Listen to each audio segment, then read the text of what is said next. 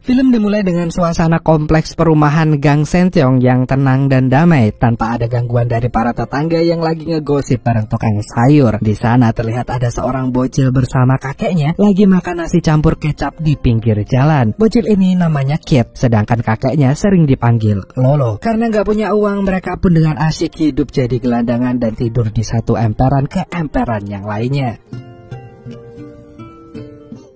Suatu hari, sepasang pasutri bernama Alan dan juga Gemma gak sengaja melihat Kit dan Lolo yang lagi tidur cuma beralaskan kardus di depan rumah mereka. Karena merasa kasihan, besok paginya pasutri itu mendatangi mereka buat ngasih makanan gratis. Terharu dengan kebaikan si pasutri, Lolo dan Kit pun sangat berterima kasih atas bantuan mereka. Sementara pasutri itu kelihatan menyukai Kit yang ceria dan lucu. Si Gemma, ito po yung asawa ko si Alan. Naalala ko lang baka hindi po kayo komportable. Salamat po. Selamat tuh. Setelah saling ngobrol akrab, pasutri itu mengundang Lolo dan juga Kit ke rumah mereka. Ternyata pasutri itu bermaksud mau minta izin buat ngadopsi Kit sebagai anak angkat mereka. Pasutri itu cerita kalau mereka udah divonis gak bisa punya anak lagi. Makanya pas ngelihat anak sebaik dan selucu Emon, mereka pengen banget memberikan kehidupan yang lebih baik buat masa depannya si Kit. Dan juga berjanji akan menyayangi seperti anak kandung mereka sendiri. Mabibigyan namin siya ng magandang buhay. Mami Gemma, Daddy Alan. Meski berat, tapi akhirnya Lolo pun setuju melepaskan Kit buat diadopsi oleh pasutri itu. Apalagi pasutri itu kelihatannya orang baik-baik dan sebagai kakeknya, Lolo juga mau cucunya ini bisa dapetin kehidupan seperti anak-anak normal yang lain, yang punya keluarga utuh dan gak harus hidup susah lagi bersamanya. Dan pas Lolo mau pergi, Kit pun menghampiri Lolo sambil nangis kejer karena gak mau berpisah sama kakeknya ini. Sayangnya Lolo cuma diam dan menyerahkan Kit bersama orang tua angkatnya itu.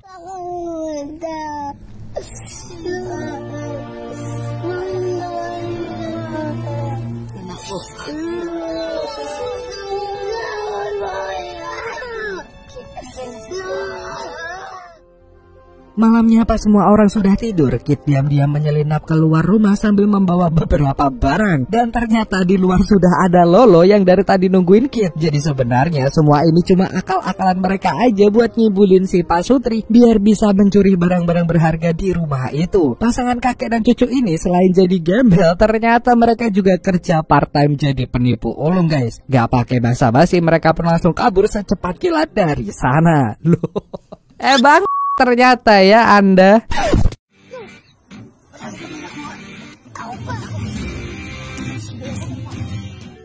Besoknya Lolo dan Kit pun pergi ke toko jual beli barang bekas. Di sana mereka ketemu sama si pemilik toko yang bernama Taban. Lolo niatnya mau jual barang yang dia ambil di rumah si pasutri kemarin. Namun sayangnya Taban cuma bisa membeli barang itu dengan harga murah karena modelnya udah jadul. Kayak emak-emak lagi nawar di pasar, Lolo pun masih kekeh nego harga yang lebih tinggi buat barang itu. Tapi Taban cuma bisa naikin harganya sedikit kalau Lolo mau jual barangnya itu padanya. Dan karena lagi butuh banget duit, Lolo pun akhirnya terpaksa setuju dengan penawaran si tukang jual beli itu.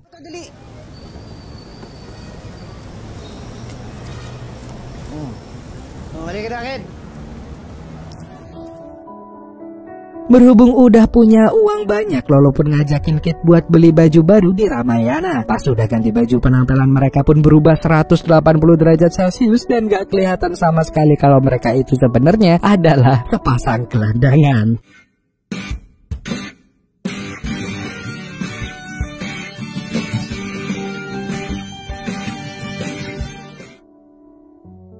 Kayak kakek yang lagi nemenin cucunya main, Lolo pun terus mengikuti Kit yang seneng banget bisa menaiki berbagai wahana permainan di sana.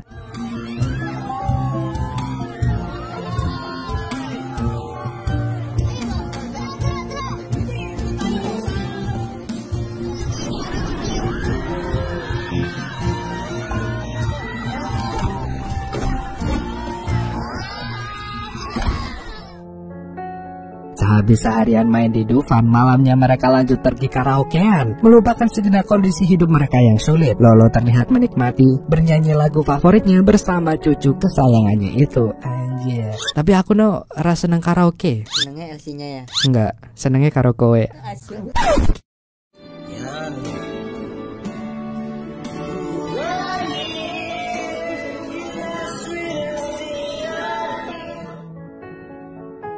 Gak seperti sebelumnya di mana mereka tidur di jalanan yang dingin. Kali ini mereka bisa tidur di kasur yang empuk yang hangat di sebuah penginapan murah meriah. Kit pun terlihat nyaman banget berada di sisi Lolo karena kakaknya itu adalah satu-satunya partner hidup yang ia miliki. Begitu juga dengan Lolo yang sangat menyayangi cucunya melebihi apapun di dunia ini.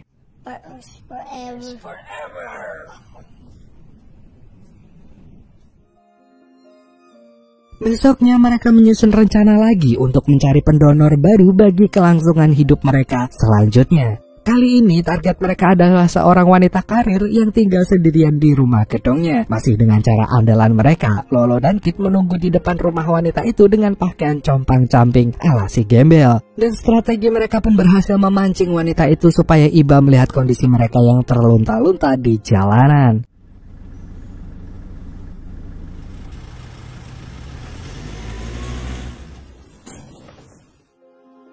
Sesuai dengan prediksi, wanita itu pun langsung mengundang mereka main ke rumahnya. Diketahui wanita itu bernama Sandra, nggak pakai Dewi, karena dia bukan istri koruptor.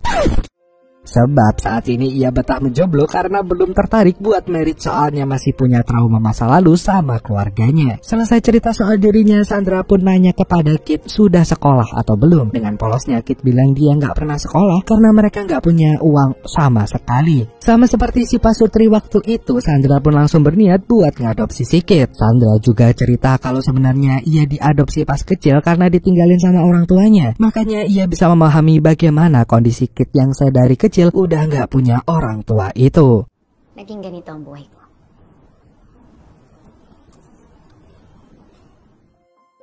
Malam harinya, Lolo pun terlihat ngelamun karena kepikiran sama cerita masa lalunya Sandra. Setelah mendengar ceritanya, ada perasaan gak enak yang dirasakan sama Lolo karena ia sudah tega menipu orang baik sebaik Sandra. Apalagi Sandra punya kesamaan dengan Kit yang dari kecil udah ditinggal sama orang tuanya. Pas lagi bengong, Kit pun muncul dan ngajakin Lolo buat cepet-cepet kabur. Meski gak enak hati, Lolo gak punya pilihan lain selain mencuri lagi karena ini satu-satunya cara supaya mereka bisa bertahan hidup. Dan pas mereka keluar, ternyata Sandra masih melek dan mergokin mereka yang lagi mau kabur. Tapi anehnya Sandra nggak berbuat apa-apa dan cuma memandangi mereka dengan tatapan sedih.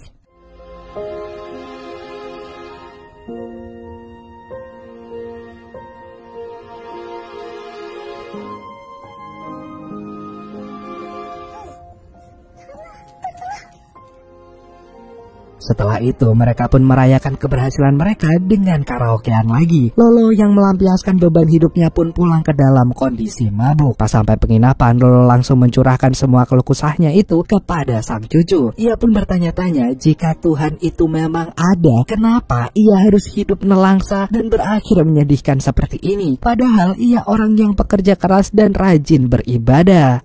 Kung ikut siya tsaka, hindi ako nagkaganito. Ako nakatiyahe. Pero ano, tang-ina mo! Dan sebagai cucu yang baik, Kit pun langsung memukul Lolo. Nenangin, ini lagi sedih anjir. Tahu-tahu dipukul lagi. Dan sebagai cucu yang baik, Kit pun langsung berusaha menenangkan kakeknya itu. Ia bilang daripada terus mengeluh, lebih baik mikirin nasib mereka sekarang dan berdoa supaya mereka nggak ditangkap karena sudah menipu banyak orang.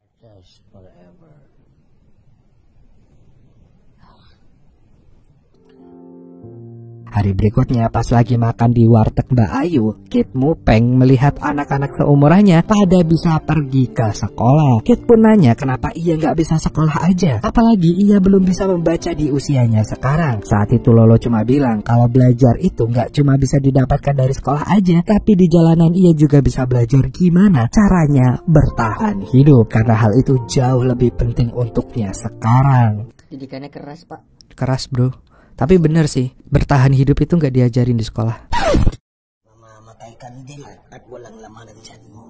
Selagi ngobrol, Kit juga bilang kalau ia pengen banget bisa liburan berdua sama kakeknya itu ke pantai. Sayangnya Lolo belum bisa menyanggupi keinginan cucunya itu karena mereka harus berhemat dengan uang yang mereka miliki saat ini. Loh, dalam naman sa dagat, minsan lang, lo. Gastos lang yan. Tapos gastos pa nasa isip mo. Demi mendapat uang yang lebih banyak lagi, mereka pun kembali mencari pendonor baru. Seperti biasa, Lolo bertugas mencari target mereka dan meminta Kit buat menunggunya di taman sambil makan es krim potong. Pas lagi jalan-jalan di komplek, matanya pun langsung tertarik sama rumah yang dihuni oleh pasangan pelangi. Wah, Pak Susu ini, apa Pak Is? Pak Susu dong. Pasangan suami-suami. Selesai menetapkan mangsanya, Lolo balik lagi ke taman buat menjemput Kit. Tapi ia panik karena Kit udah gak ada di sana dan menghilang entah kemana. Meski sudah nanya ke sana kemari, tapi gak ada seorang pun yang melihat keberadaan Kit. Apo mo? Ako, di ko nakita po. Ha? Ed! Tapi syukurlah Lolo masih bisa menemukan Kit yang ternyata Kit pergi ke SD Tadika Mesra cabang Filipina dan melihat anak-anak yang baru pada pulang sekolah lagi dijemput sama orang tua mereka. Melihat itu semakin membuat Lolo merasa bersalah karena gak bisa menyekolahkan Kit dengan layak seperti anak-anak yang lain.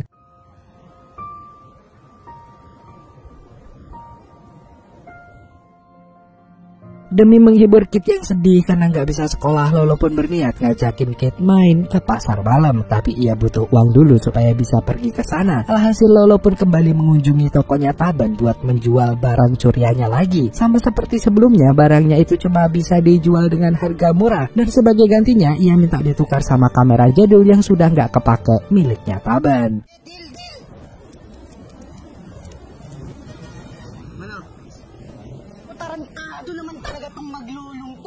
Di pasar malam, Lolo dan Kit menaiki wahana komedi putar dengan penuh kegembiraan. Mereka juga mencoba selfie pakai kamera yang didapatkan secara gratis dari tokonya Taban tadi. Beberapa hari kemudian, Lolo dan Kit pun kembali melancarkan aksi penipuan mereka dengan target yang baru. Kali ini mereka diterima di rumah pasangan pelangi. Kita sebut saja mereka Agus dan juga Bambang. Waduh, Pak Susu. Seperti biasa, pendekatan mereka selalu berjalan mulus dan berhasil membuat target mereka langsung jatuh hati sama kelucuannya Kit. Begitu juga dengan Agus dan Bambang yang langsung berniat mau mengadopsi Kit sebagai putra yang gak mungkin pernah bisa mereka miliki. Ya iyalah. Ntar yang tugas brojolin siapa aja kalau sama-sama berbatang ini? Gak mungkin Mas Bambang. Kami na magpapalaki kay Kid. Pero normal na mag-asawa. Parehas kaming lalaki. Dan dengan kemampuan aktingnya, Lolo pun pura-pura berlagak seperti seorang kakek yang kelihatan gak rela buat melepas cucunya dirawat sama pasangan yang belok sana belok sini ini. Meski dalam hati ia senang bukan main karena rencana tipu-tipunya berhasil lagi. Mendengar permintaan mereka disetujui, Agus dan Bambang terlihat bahagia dan bahkan memberikan segepok uang sebagai ucapan terima kasih kepada Lolo. Pakipasin pa kayo sa probinsya. Wag na wag ho kayong mahiyang huminang. Sige ho.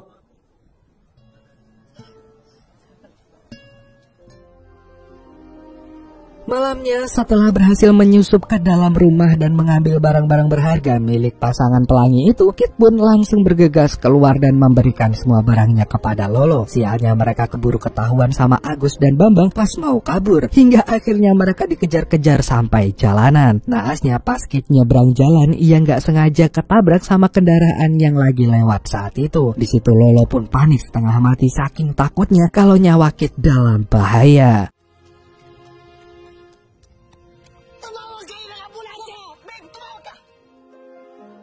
Karena terluka parah, Kit pun langsung dibawa ke rumah sakit. Untungnya nyawa Kit masih tertolong dan dokter bilang kalau Kit sudah dibolehkan pulang besok. Agus dan Bambang merasa begitu lega pas mendengar Kit baik-baik saja. Setelah itu, si Agus menghampiri Lolo sambil marah-marah karena menganggap Lolo sudah memanfaatkan Kit cuma buat dapetin uang aja. Mereka juga menyuruh Lolo supaya nggak menemui Kit lagi. Ginamit mo yung bata para saan?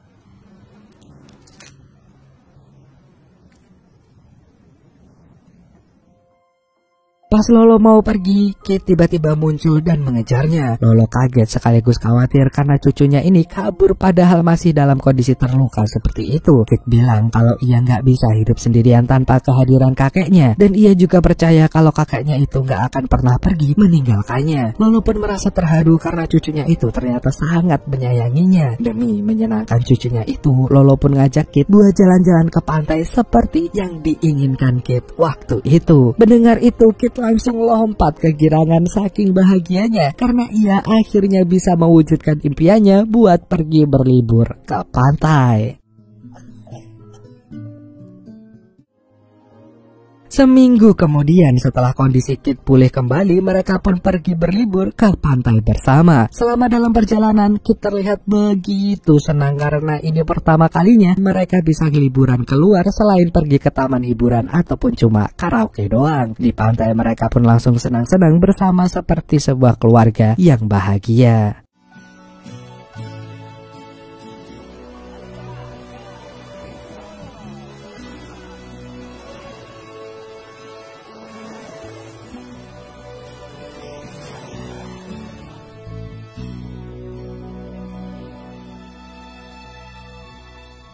Sore harinya mereka pun beristirahat dengan duduk di tepi pantai sambil ngobrol ngalor ngidul. Kit lalu minta dibacakan sebuah cerita dari buku dongeng yang dibawanya. Sebenarnya Lolo mau menolak karena nyatanya ia selama ini nyembunyiin fakta kalau ia juga nggak bisa baca sama sekali. Tapi karena nggak mau mengecewakan cucunya itu, Lolo pun akhirnya memilih untuk mengarang bebas. Ya kayak pas ujian matematika ya disuruh mikir kita malah ngarang. Tapi ujian bahasa Indonesia kita malah disuruh ngarang jadi mikir. Kalungkot ng kanyang buhay. Ito na nagsimula magbago ang hari.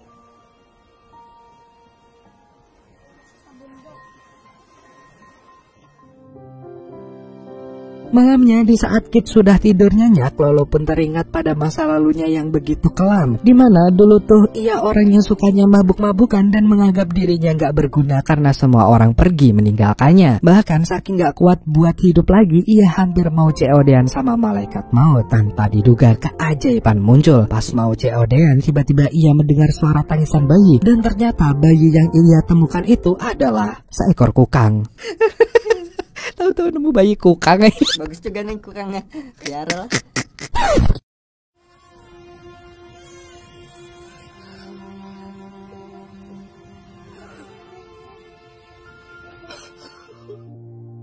Semenjak bertemu dengan Kit kecil, hidupnya perlahan mulai berubah. Kini ia jadi semangat banget untuk melanjutkan hidupnya lagi demi membesarkan Kit kecil. Dengan penuh kasih sayang, ia merawat dan menjaga Kit seperti cucu kandungnya sendiri.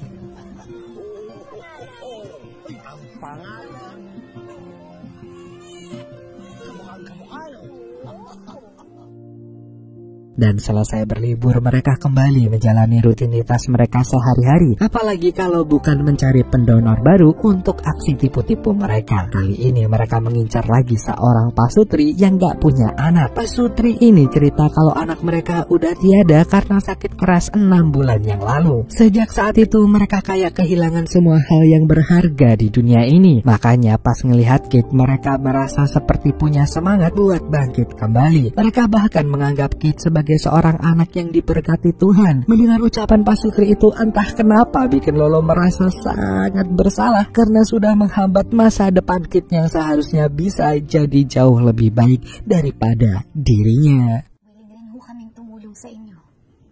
Bukas ho yung tahanan namin maging sa inyo.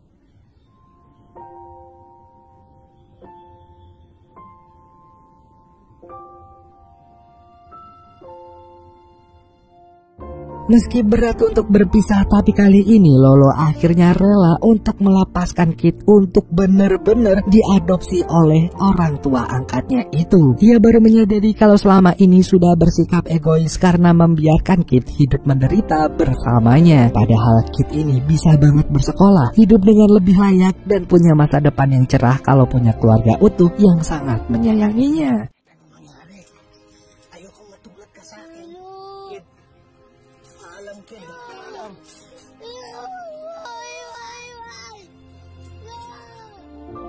Di sisi lain, Kit nangis kejer sambil terus-terusan memanggil Lolo karena nggak mau berpisah dari kakeknya itu. Tapi Lolo memilih buat mengabaikan permintaan Kit meski hatinya benar-benar hancur karena harus pergi meninggalkan cucunya yang begitu ia sayangi.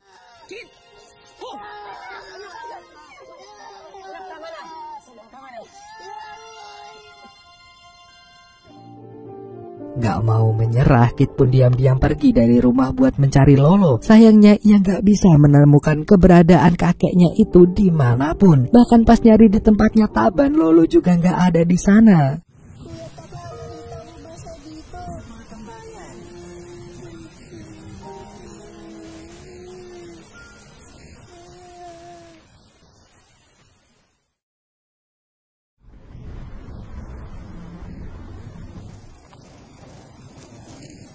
Dan beberapa tahun kemudian, kini Kit sudah menjadi pemuda yang tampan dan hidup bahagia bersama keluarga barunya yang kaya raya dan serba kecukupan. Kini dia sudah berubah 180 derajat Celcius menjadi anak sultan dan sudah gak jadi gelandangan seperti dulu. Dan pas lagi sarapan bersama keluarganya yang kaya, tiba-tiba Kit mendapat telepon dari rumah sakit.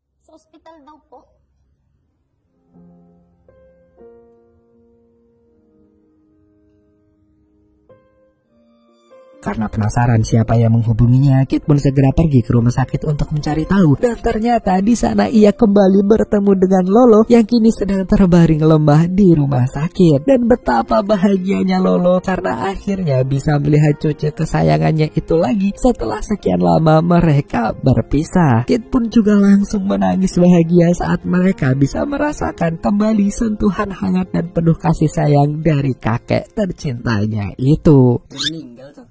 Belum, ini sabar anjir, kalau pengen meninggal aja.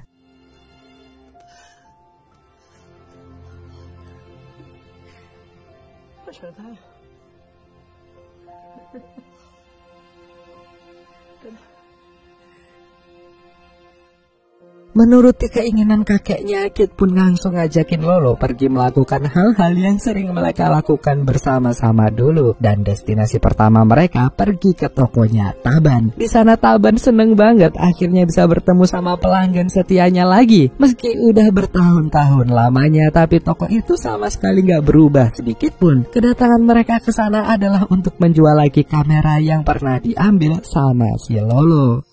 In good condition pa. Ako, ayaw ni Lolo pa ba? Sige na nga. Ako na magbabayad. Thank you, ba? Selesai mengunjungi tokonya Taban, mereka juga pergi ke tempat karaoke langganan mereka dulu. Seperti bernostalgia, mereka pun bernyanyi bersama menyanyikan lagu favoritnya Lolo.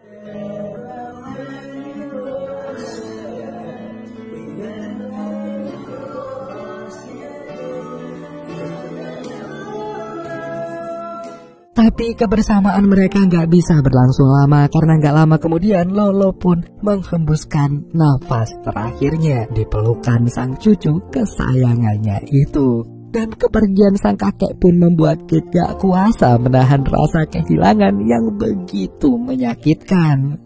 Ini baru nih meninggal. Lagi sedih ya. Dan setelah jasad Lolo dibawa pergi untuk dimakamkan, Kit masih terduduk sendirian meratapi kesedihannya setelah kepergian kakek tercintanya itu. Di sana ia menemukan tas milik Lolo yang ternyata di dalamnya ada begitu banyak sekali foto-foto Kit dari saat mereka masih hidup bersama. Bahkan ada juga beberapa foto yang diambil saat Kit sudah tinggal bersama orang tua angkatnya. Dan dari situlah Kit tahu kalau selama ini Lolo selalu berada di dekatnya.